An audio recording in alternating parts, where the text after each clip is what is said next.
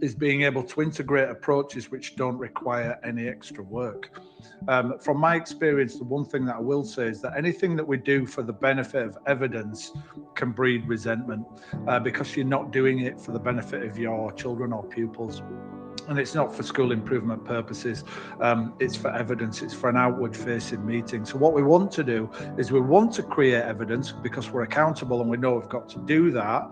We know we've got those outward facing meetings, but more importantly, the real purpose is how we do things in school and how that improves the outcomes for the pupils in our care. So that's really why we have to kind of think carefully about how we manage our time.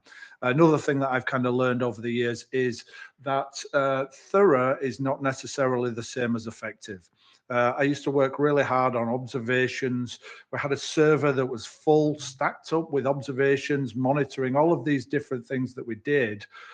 It was really hard to draw upon all of that content to talk about teaching and learning, to let alone create a school improvement plan. So we wrote school improvement plans that were reliant on data, which is a cycle rather than kind of like a process, isn't it? And we tend to bookend school improvement plans in that way with the start and end of the year. Which I've never quite understood. I would much rather put processes in place where we can build a clearer picture and then use that for ongoing professional dialogue and school improvement. My school had 450 children. It was in a tough corner of town. The send was 50% and or the free school meals deprivation was 50% and the send wasn't far off as well. And yet we never talked about inclusion. It's who we were and it's what we did. It wasn't kind of like we're going to sort of teach this curriculum and then we're going to be inclusive. In actual fact, we started with inclusion because when a child came through the door at that first process through admissions, the first thing is, where have they come from? What are the needs? What's the backstory? And more often than not, it was very rare that we ended up with a child that came through with no complications, or no additional things to consider. More often than not, if they come from overseas or if they had send, that documentation or those insights came as well, as long as the safeguarding, insights as well that you might get for those families that are moving around or lack or post-lack children as well. But just thinking a little bit about what we're going to focus in practical terms today. It's in big capital letters there because we're going to start with accurate self-evaluation. For me, if we don't have that, then ultimately this cycle that we're strategic sort of school improvement cycle, this is very typical, but it can't function. And it's the holy grail. The most important part of this whole cycle is that.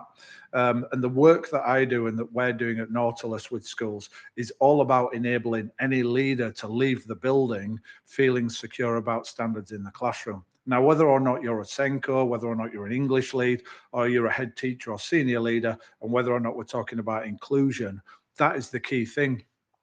Only then really can we then start to think about kind of strategic planning, creating school improvement plans that are going to hit the spot.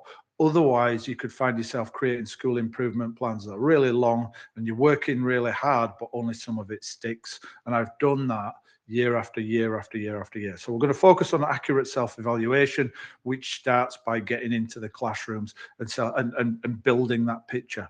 And I will say that it is a process. It is about that incremental understanding and appreciation of what you do and how effective those strategies are in the classroom.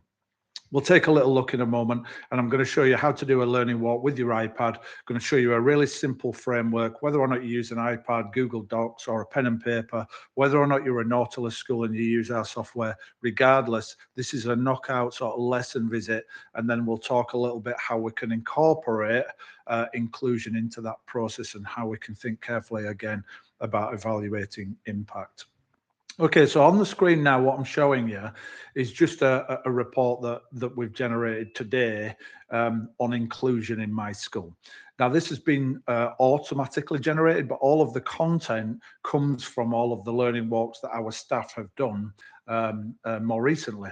It's got quotes, it's got links and things like that. And that's what I mean about generating a report. And I'm going to show you how you can create a report like that from the work that you already do.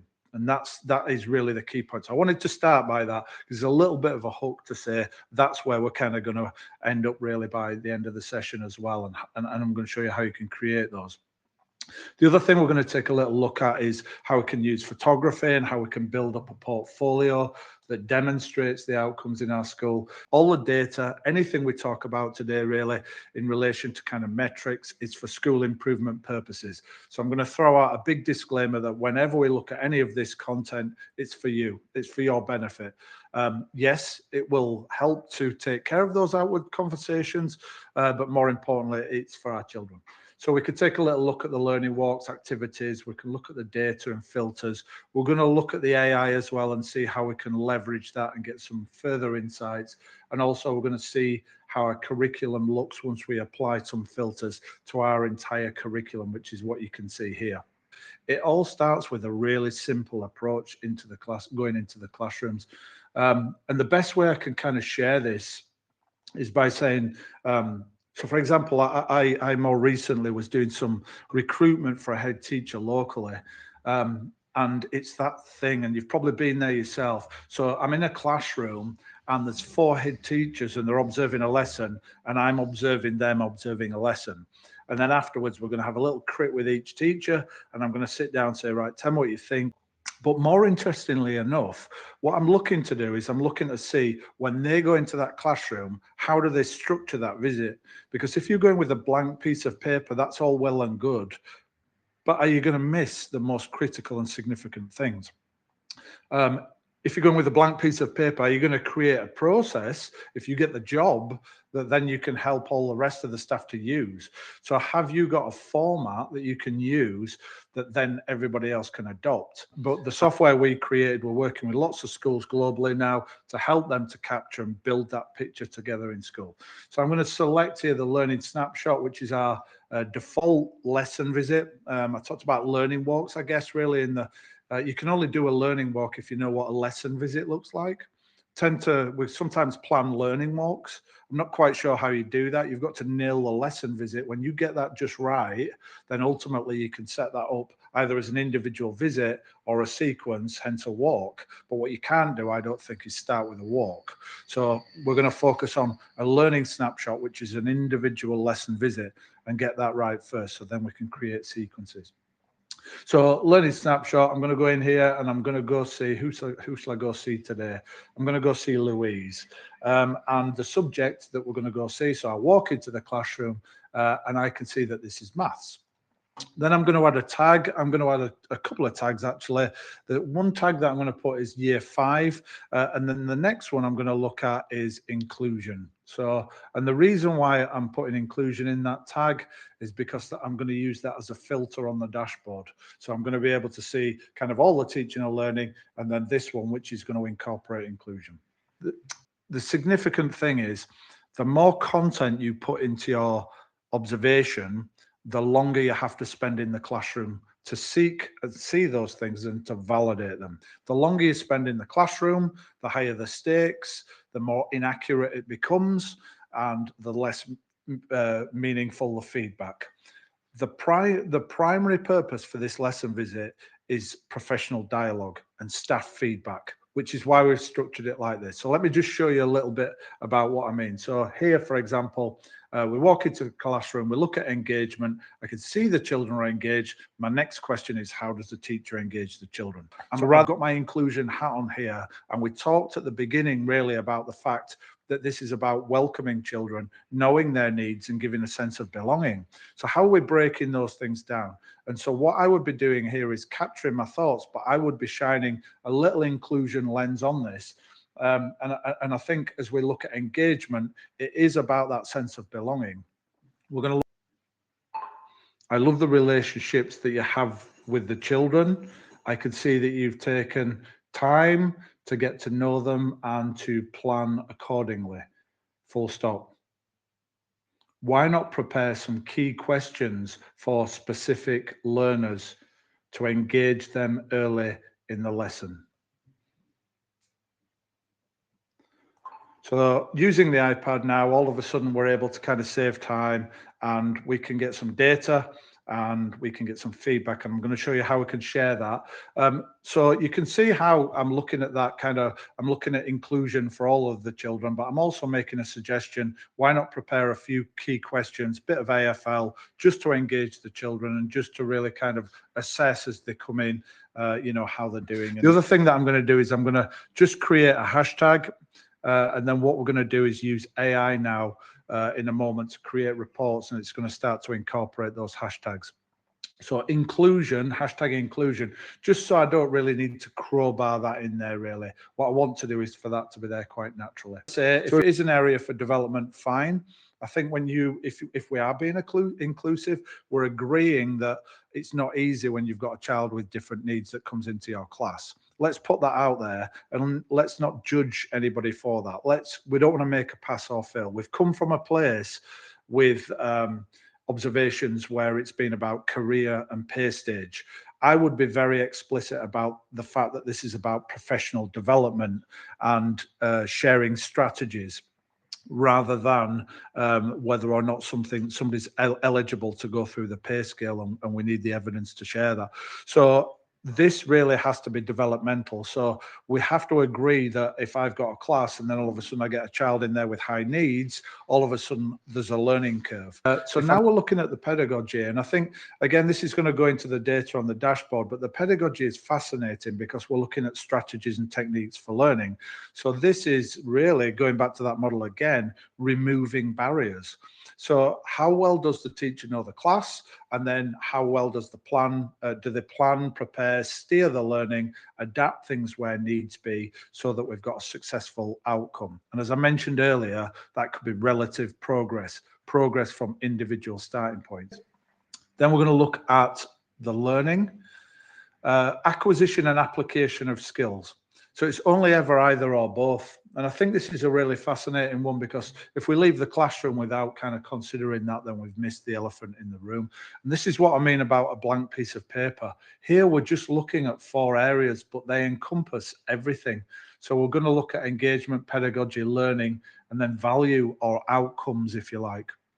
But just by looking at those 4 areas, it means that we can be in and out of the classroom fairly efficiently. We can create rolling dialogue over time, because most observations and most visits, it's not about failure. It's not about teachers who can't teach or aren't effective. Most of it is about sharpening and developing skill sets and working together to do that. So that's why it's so concise and it's so quick, because it's not about fixing problems. In 10 or 15 minutes, we can ask the children. So a good bit of AFL, nice sharp questions to ask what they're learning about. Target them. Target a child with free school meals, target a child without free school meals. So we could look in books. We could look at yesterday's learning. We can look at progress relative, again, first page to last. Some of the most profound progress might be for a child that's arrived overseas, has been acquiring the English language, didn't speak English on day 1, but now does. And so that progress is in the book. In the same way, some of the most significant progress in your school will be those children with special needs, again, where you can see on the progress from the first day to the last, but they may not be scoring in tests. So the other thing that I would be looking at is here we can pause it and then come back later. But you can pause it anyway. I mean, be in the lesson, leave the room, come back, grab a few books. Say to the teacher, after you've done your visit, just give yourself a little bit of time to go back to the classroom and say, could you give me a couple of books?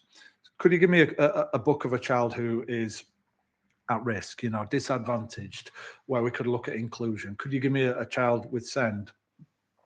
And then value, we chose this term really carefully because we didn't want to use progress, attainment, achievement. You can't use ARE if you're talking about SEND.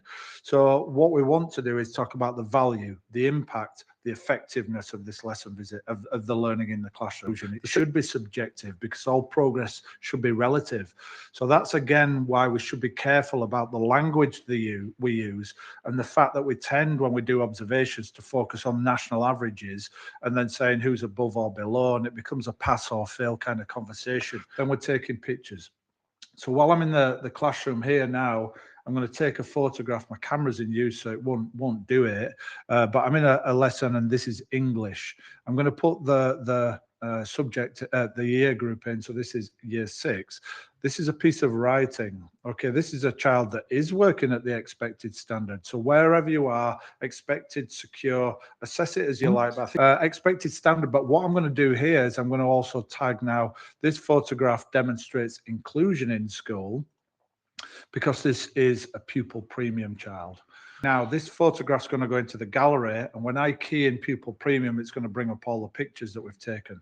When I key in inclusion, it's going to incorporate pupil premium, but also send, EAL, LAC, or anything else that we want to incorporate. So this is great, because the good thing about it is that it could be in a book here, but it could also be that it's not in a book, because this is a piece of art. This is a painting. And this is where it's even more inclusive, because the problem that we've got in schools is we talk about being inclusive and we focus on English and maths, which, going back to my point at the beginning, is narrow. It's the national curriculum. The national curriculum is really narrow. It's teachers that open it up and make it broader. It's not the curriculum and the document itself. That adaptation is what the teacher does. And so we talk about, and we're accountable for English and maths. Those are the kind of headlines, but we work hard to provide this really wonderful art provision, and this lady is great at teaching it. How do we capture that? And the other thing as well is, if we're talking now about paintings and pizzas and things like that in class, and models, DT, whatever it may be, we can use video. So video now, all of a sudden, we can start to think about music, dance, drama. But the video is really good, because reading, it takes a 20-second clip, we tag it the same way, we can demonstrate progress in reading. PE, so our sport premium coordinator, our PE leader, can now take, while they're evaluating the lesson, can also take footage to show we can then demonstrate those outcomes and the impact of our curriculum for those children. You get the idea, and we're going to look at those in a moment when we start to kind of think about how we get the impact. Because the thing about this process and this lesson visit, this is not where we get the impact. It's very easy when we do observations and learning walks to do them, and then the afterthought is the feedback. The feedback is where we get the impact, not the process. Okay, so once we've done that, that goes into the system. You get the idea. It's incredibly simple, but it should be, and that's why it works really well. So that one's complete. I could edit it, but I can also email it to my colleague. So if I want to email this to Louise, the good thing about this now, I can click that there, and then we can send this through to the teacher, and it looks like this. So they're going to receive the feedback on the same day. So this is not Louise, actually, it's another one, but it's a sample report, and you send it through. There's no judgments on there. We're not talking about whether or not somebody's a good teacher. What we're doing is we're looking at those 4 lines of inquiry. So we've got the context, then we're looking at the effectiveness, and seeing what the outcome is, and then we're providing feedback as well. So you get the idea looking at this feedback. That's a better example there of the kind of thing that we might look at when we want to kind of share that feedback. So we're certainly putting that inclusion lens on what we're doing. So strong subject knowledge and how that's broken down for access. You'll see as well there in pedagogy. So we're starting to skill up as well around those things. So the teacher gets that. That's the nice thing. So the teacher gets that straight away from your lesson visit, which means that they go home feeling like they're making a good contribution. If they don't get feedback, I would argue that it's quite disheartening having somebody in your classroom and getting nothing for it. So, and I you know, I don't say that lightly, but I just, because work gets in the way. But this just means we can impart it, and then the next day they apply those strategies and we're moving, and that's the school improvement process taking place. As I said at the beginning, as opposed to writing a school improvement plan, setting 2 targets here and then, you know, revisiting them sort of like a term later. It's kind of like, I like this, love this, try this. Then what we've got here is everything coming into one place. So this is my school. Okay, so the data. So the clever thing in the background, we're using the terms prioritize, develop, effective, and highly effective. And those are the words that we're using on the rubric. And that's because we want to kind of focus on professional development rather than judgments. So this is not a pass or fail process. We're using lines of inquiry in our visit, and we're using prompts then to provide feedback. So the prompts for recommendations or recognition. That is giving us data because 1 is low and 4 is high. In my school, 3.11 is the average. That number there is for school improvement purposes. It's not for an inspector. It's to benchmark so I can see what the average is in my school. Out of all the walks, book studies, everything we've done, that's the average. This is the outcomes broken up from those 4 areas and the outcomes over time. We can also see the entire curriculum, the amount of coverage that's taking place. And this is my current year. We can see here for develop, for example, prioritize, develop, effective and highly effective. We can see here for English, that presentation is something to consider. That's the most prominent area in that development column. And also, if we go up there, we can see that challenge is actually the strongest area. So how can we apply inclusion here? Well, we can use AI. So the first thing I'll do is I'll just, the default statement here, question, instruction, we've got Nemo here. And if we ask him, he will share the things we do well, the things that we do less well. I'm going to change that instruction because what I want to do is create a 1-page report for pupil premium. So what I want to do is I want to go into the data that we've put into the system now, and I want to extract from it just a summary, a simple report that's going to kind of refer to pupil premium in particular. Now, if you remember when I was doing that lesson visit, I was using hashtags. So I'm using the term, it's now, you know, sifting through those learning walks to find those references, and that's what I mean about whilst you're in the classroom, if you put into that little box there, I love the way that you adapt the learning, hashtag inclusion, hashtag pupil premium if that's the case, or hashtag send. And what it does then is it's enabled to kind of use that information to create a report. So this will take a little bit longer now because there's a little bit more to kind of find here. But what we've got here really is just kind of references to all these different areas, different places in the curriculum. And you can see here we've got a summary, and that's a recent summary, by the way. That's the last 20 entries. We can create a self-evaluation, which is more thorough. But if we want to do that, that's a really simple way to do it. In the same way, if we want to create a 1-page report for send, it will do the same thing. And now, rather than finding sort of references to pupil premium, it's now going to find references to send. And the thing about this is that it's not trawling the internet for these insights. It's taking it from the work that you've already done. And that's the key thing, rather than having to kind of go and find it from elsewhere. It's actually utilizing the insights that you've already got. And it's interesting because we spent kind of like a good 20 minutes there looking at the process, but this is where we get the impact. And if we want to create a 1-page report, or if we want to create a 1-paragraph summary, we can do that, and we can tailor the style of it for the audience. And this is again where we're able to kind of create content to take care of those conversations, share this with governors, pop it into a CEF, you know, identify strengths and areas for development really quickly. And it's very hard to utilize that information typically. If we want to then apply filters to this whole thing, then we can do that because we've been using tags. So if I want to come into here and I want to find the tag that says inclusion, what I can do now is I can filter. And what it's doing now is, since the start of the year, it's showing me all the different learning walks where we've tagged inclusion.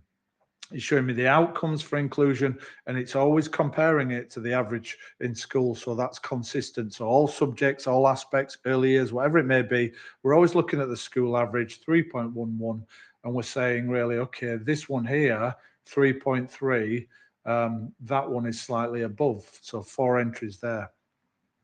So no problem, Helen. Thank you. So once we start to kind of apply these filters strategically with the AI, we can start again to see as well how they've been applied across the curriculum. So we're taking the whole curriculum, but we're now looking at inclusion. If we want to add to this and add another tag to this, so we've got inclusion, and now we want to add pupil premium, then we've got lots of data that we can use here as well. So we could start to look and see what do those outcomes look like in their entirety for the whole school, and how does that compare really for these children once we start to kind of break that down. So here we can see for pupil premium children, how that looks, what the outcomes look like, and what the outcomes look like in each subject area, and what we might need to kind of address there. So we've provided feedback. We're starting to work strategically. We can even see really for the staff, really, if we're looking at the pupil premium, what that looks like as a skill set in the classroom. So I'm able to look at this and say, right, okay, as far as our strategies for inclusion are concerned, and in particular pupil premium, this is what the outcomes look like. So I can see, right, okay, who needs support? Let's apply some support. Let's have a conversation there. These staff may have specific children with high needs that have just arrived, somebody who's previously excluded, 3 children who've come from Somalia. You know, the context is key. And this is not, again, like I said, for career or pay scale. This is for improving provision. So I'm able to look at all of the staff there. And it may just be relative, more often than not, to the class that they have at the time. And that's why we can't always treat all classes the same. And that's why all staff shouldn't really get all the same amount of time when it comes to observations and things, because there's so many variables and factors. Some people need more support than others, and that's just the truth of it. And we need to work more intuitively if we're going to make leadership sustainable in that sense. We've always been diligent when it comes down to kind of being consistent, but more importantly, in actual fact, we can see there, and we could apply a filter here for send. This is pupil premium. We can learn more. Who needs support? We can delve into here. We can extract data. We can find out more, and we can see which areas we need to look at for each teacher, and that can inform our professional development. So yes, it can be used to support appraisal, but more importantly, it's about the here and now, what we're putting into place and how we're helping those teachers on a daily basis. Okay, let's remove those and yes, we could take that as extract that and use that however you want the data. Let's take a little look at the gallery, because I mentioned about broad and balanced, and if you've got broad and balanced provision, and you will have, which is the definition of inclusion, then ultimately we can start to kind of see what that impact looks like. So these images here, this is my school, this is the whole school. We've got samples of writing in there, all kinds of different content. It's showing the impact of my curriculum. So if I'm sharing that with you now, and then I want to just come into here and I want to bring up a child with an EHC, whoops, it'd help if I got that tag right, EHCP. This shows the outcomes now for those children. So we can really start, and it doesn't show the faces, you know, that, I mean, there are a couple in here. I'll show you that one, but I do think that this is really interesting. We can look, we've tagged it maths, and then we've tagged it EHCP, we've tagged it inclusion. So this shows me those children, so I can look at the impact of our curriculum and our provision, and I can use that to quality assure what we do. If I want to do, I could look at inclusion in its entirety. So if I put inclusion in, this now shows all of those children that are under that umbrella. And as I mentioned, yes, disadvantaged pupil premium, yes, send, but also there's all those other children, EAL, new arrivals, LAC, post-LAC. You know, there's those children as well. So inclusion here, we can look at that. We can key and send. We can see those children with additional needs, and then we could look at EHCP. So a great way to be able to kind of show what the impact looks like, and in particular, these kind of images. And there's some commentary underneath that really demonstrate that, you know, progress from individual starting points. I've put quite a lot of content in here because I think that pupil premium and things, I think it's really interesting because we could actually look at writing now, and I can show you expected standard. So I can show you children where the writing, they do, you know, they are eligible for the pupil premium or free school meals, but they are working at national averages or above. So again, those additional tags are really starting to kind of strengthen my self-evaluation, and all staff can use the gallery, so all staff can come into here. And I think it's good for aspiration. It's good for people to kind of start to learn about what children can achieve, and to share good practice as well, in that sense. If I come into here and I look at our LAC children, I can see those children really, and I can see what the outcomes are for those children. And again, I could be post LAC as well, so we can break that down as needs be. Staff can just submit photos. That's the easiest way to integrate this. So if I said to the staff next week, I'd like you to take three pictures, tag them by subject, tag them by year group, tag them by inclusion, and then please can you tag them by send? One send. Could you tag another one and take another one of pupil premium, etc.? You get the idea. So at the end of the week, when I come in and just key in inclusion, it will bring up all those samples that the staff have submitted. The same with the videos.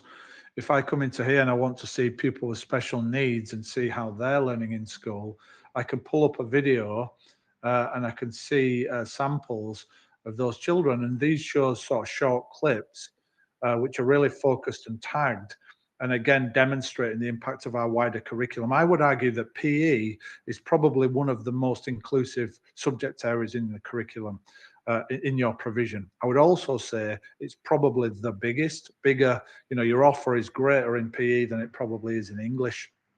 And yet, how do we demonstrate the impact of that work that we do? So this is a great way, and you can buy Nautilus using Sport Premium and use it for that, and we'll train up your PE leaders. But I just think that's a great way to work. And again, going back to reading, I just think these samples record children into reading.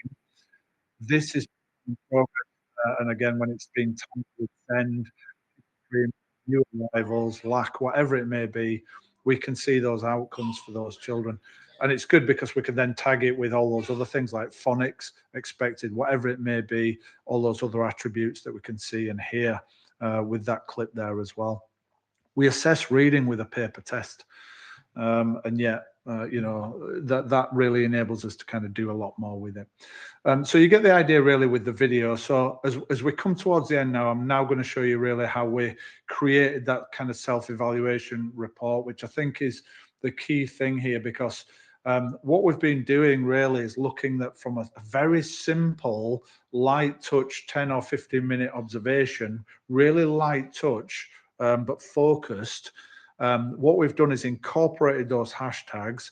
We've really kind of considered how we've removed barriers so that all children can make progress, and all children can have a sense of belonging. So we've incorporated those in those themes, and we've woven those in. We've used hashtags. We've taken pictures of children who aren't disadvantaged, but we've taken pictures of children who are pupil premium, and we've tagged it accordingly, and they go off to that portfolio. The data goes to the dashboard, and we can use that strategically to plan and see and evaluate. And that self-evaluation is where we started really with today's session. Now what we want to do is we want to be able to kind of self-evaluate. So it's interesting this, because when we were thinking, and we've got Ofsted here, but I will say this is applicable to ESTIN, ISI, BSO. We've got the other frameworks in here as well for the other schools that we work with all over the world. And the thing is, select your inspectorate. So there's ESTIN. That's nice and simple. Interesting when we look at KHDA, because there are so many areas. It gets to the point where you're self-evaluating how you self-evaluate. But I'm just going to show you the Ofsted one, just because I want to focus on inclusion, but please apply the other ones. It works the same way. And what we're going to do here, you'll recognize those headings, is we're going to run a self-evaluation report, and where you can see those little wheels going around, what it's doing now, the system, is it's delving into my last 1,000 walks and monitoring and book studies and everything that we've done and the pictures we've taken, and it's collating reports for each area based on our responses. So based on our evaluations. So the data you've put into the system is key here, because that gives us an idea of effectiveness, good practice in areas for development. And then also the terminology that we're using is key as well. So it's, if I go into inclusion here, it's using this definition taken from the inspectorate, And it's using these keywords, including the judgment, but also those ones that I was using. So you saw I was using hashtags. So things like EHCP, pupil premium, whatever they may be, it's looking for those terms as well. And then it's creating that report. So that's an up-to-date report from today, up to today. And I would probably generate that report 3 times a year. But here at the top, you can see here, we've even got, I really like the fact that it's cherry picking quotes. So it's picking out the feedback from the reports, and it's also picking out links. So it's kind of like a self-evaluation, but it's live.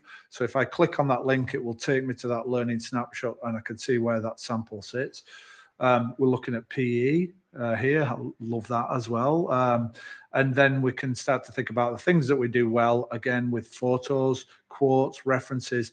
Also incorporate the views of the children. That's something I missed, but I would suggest as an idea to really integrate things, is that when you're in the classroom and you're looking at the, let's say the learning, the acquisition and application, ask the children, use your AFL there and say to the children, tell me a little bit about what you're learning about, and then put that into your, when asked, the children say that, put that into your feedback, speak it into the device, capture it, and that goes into all of your reports and things like that. The nice thing about doing it that way is that it integrates that into your processes, and it will use it to create those reports. If you find yourself doing standalone surveys, which is what schools do, we're doing a survey next week, we're going to ask the children this, it's an extra job.